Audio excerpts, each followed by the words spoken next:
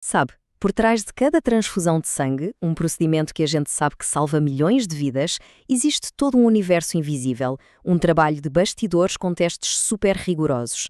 É esse trabalho que, no fim das contas, faz a diferença entre a vida e a morte. Hoje, a gente vai entrar nesse laboratório e desvendar os segredos que garantem que cada gotinha de sangue seja totalmente segura e compatível. Olha só o nosso caminho. A gente vai começar de um jeito que talvez surpreenda.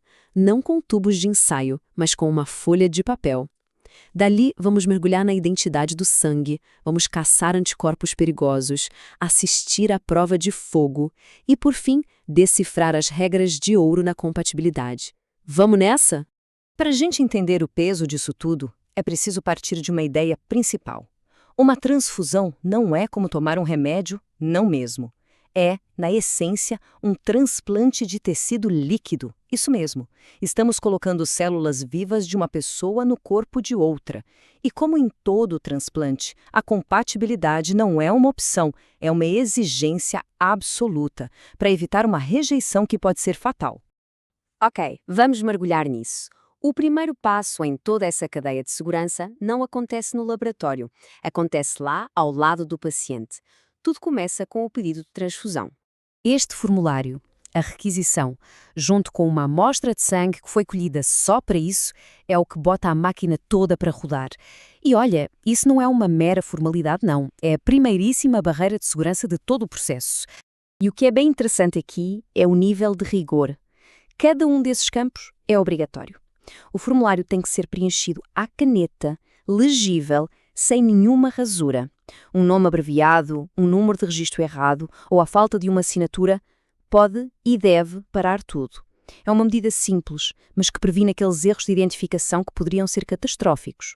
Bom, com a papelada em ordem e a amostra conferida, agora sim a gente entra no laboratório. E a primeira missão é descobrir a identidade fundamental do sangue do paciente, a sua tipagem ABO e o famoso fator RH. E isso nos leva a uma pergunta fundamental. Existem dezenas de sistemas de grupos sanguíneos, certo? Mas por que o sistema ABO tem esse status assim tão especial, tão crítico? A resposta é fascinante. É que, ao contrário dos outros sistemas, nós já nascemos com anticorpos prontos para atacar os tipos de sangue ABO que não são os nossos. Pensem assim. Os antígenos, como o A e o B, são como uniformes na superfície das células do sangue. Se o corpo de alguém só conhece o uniforme A, ele vai atacar imediatamente qualquer célula que apareça vestindo o uniforme B. É por isso que transfundir o tipo errado causa um ataque imunológico massivo e imediato, uma reação que pode ser devastadora. E aqui estão as regras do jogo para as hemácias, os glóbulos vermelhos. A lógica é bem direta. Nunca introduzir um uniforme que o corpo do paciente vai atacar. Por isso é que o tipo O, que não tem nem o uniforme A nem o B, é o famoso doador universal. E o tipo AB, que conhece todos os uniformes, é o receptor universal. Faz todo sentido, né? E essa regra tem uma aplicação prática que, nossa, salva vidas todos os dias. Numa situação de emergência extrema, quando não há tempo para fazer os testes, a escolha segura é sempre administrar hemácias do tipo O. De preferência RH negativo, porque é o tipo com a menor chance de causar uma reação grave no receptor. Mas calma, a tipagem ABO e RH é só o começo. Agora, a investigação fica mais profunda. A gente entra numa segunda fase, uma verdadeira caça a anticorpos mais raros, mais escondidos. É aqui que entra o teste PAI, a pesquisa de anticorpos irregulares. O teste PAI é basicamente uma varredura de segurança. Ele vai procurar no plasma do paciente por anticorpos que não são aqueles naturais do sistema ABO. Esses anticorpos, chamados de irregulares, podem ter surgido depois de uma gravidez ou de uma transfusão antiga. Se eles não forem detectados, podem atacar as hemácias do sangue doado e causar uma reação transfusional mais tardia. E o processo é muito engenhoso. Eles pegam o soro do paciente e misturam com um kit de hemácias de teste, que já vem com uma combinação conhecida de todos os antígenos importantes. Se o soro do paciente tiver algum desses anticorpos escondidos, ele vai se grudar nas hemácias correspondentes. E o sinal visual disso é a aglutimação, a formação de grumos, e significa, opa, achamos um.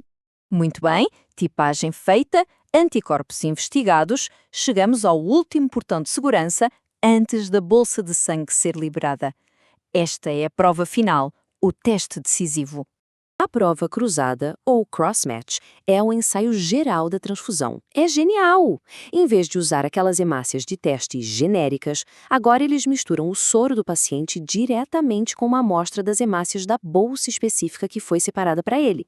É a checagem final para ter certeza absoluta de que não existe nenhuma incompatibilidade entre aquele doador e aquele receptor. E aqui, o resultado dita tudo. Se não formar grumos, ou seja, se o teste for negativo, a bolsa está compatível, tem luz verde. Agora, se formar grumos, o teste é positivo. Essa bolsa é incompatível e é imediatamente descartada. A busca por outra unidade segura começa do zero. Nenhuma transfusão acontece sem uma prova cruzada negativa. Ponto final. E para a gente fechar, é muito importante entender que essas regras de compatibilidade, elas mudam dependendo do componente sanguíneo que vai ser transfundido. Não é uma regra única para tudo. Olhem só o caso do plasma.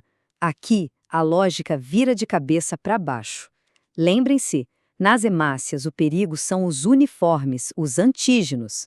Já no plasma, o perigo são os soldados, os anticorpos que vêm na bolsa doada. Então, se o paciente é do tipo A, não pode dar plasma do tipo B, porque ele vem cheio de soldados anti-A. A regra é, o plasma doado não pode atacar as células do paciente. E é por isso que o tipo AB, que não tem soldados nem anti-A nem anti-B, vira o doador de plasma universal. E o tipo O, o receptor universal de plasma. A lógica se inverteu completamente. E a complexidade não para. Para plaquetas, a compatibilidade ABO é o ideal, mas numa emergência não é obrigatória. Já o crioprecipitado, que é um superconcentrado de proteínas para estancar sangramentos, pode ser dado sem se preocupar com o tipo ABO. Ou seja, cada componente tem a sua própria regra do jogo. Então, da próxima vez que se ouvir falar em transfusão de sangue, vale a pena lembrar, não é só uma bolsa. É o resultado final de uma investigação de laboratório meticulosa, uma dança de antígenos e anticorpos, tudo coreografado para salvar uma vida. E fica a reflexão no ar, não é? Que outras maravilhas da medicina, tão complexas quanto esta, operam em silêncio, todos os dias, para garantir a nossa segurança?